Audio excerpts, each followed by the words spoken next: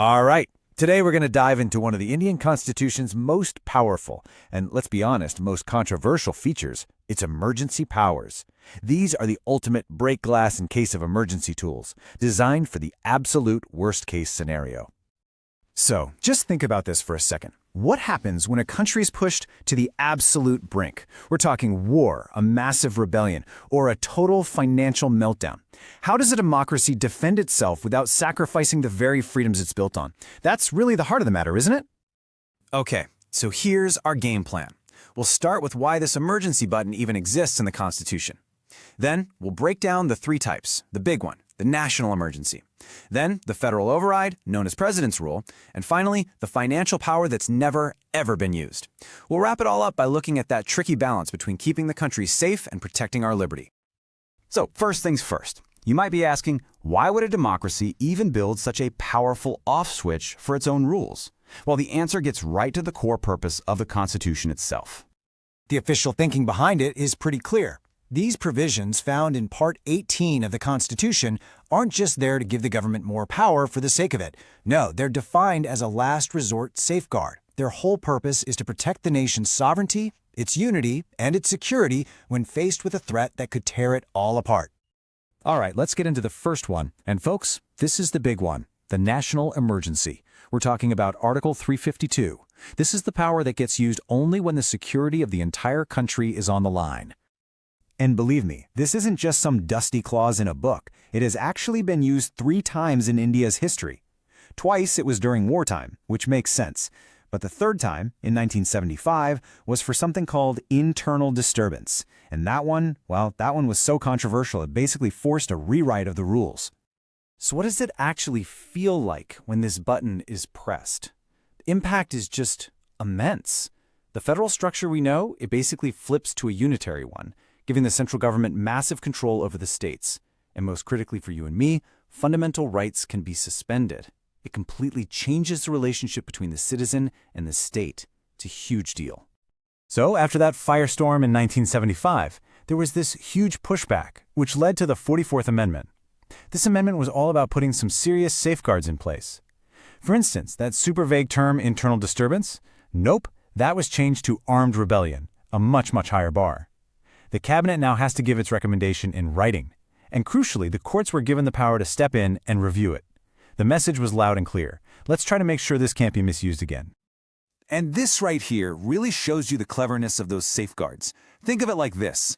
It's designed to have a really heavy, hard-to-push on button, but a very light, easy-to-press off switch. To impose an emergency, you need a special majority in both houses of Parliament. But to revoke it, all it takes is a simple majority in just the Lok Sabha, the House elected directly by the people. Okay, so we've talked about the whole nation. Now let's zoom in a bit, to the state level. This brings us to the second type of emergency, a federal override that you've probably heard of, President's Rule. So, what is President's Rule? In simple terms, it's when the central government steps in and takes over the running of a state. It usually starts when the state's governor sends a report, or if the president feels that the state government just can't function according to the Constitution. The state's own government is dismissed, and for it to continue, it needs Parliament's stamp of approval. Now, for a long, long time, this power got a pretty bad rap. It was often accused of being used as a political tool to topple state governments. But then came a landmark Supreme Court case in 1994, the S.R. Bommai Case, and this was a total game changer. The court basically said, not so fast. It laid down strict rules, made it subject to judicial review, and said you can't just dissolve the state assembly right away.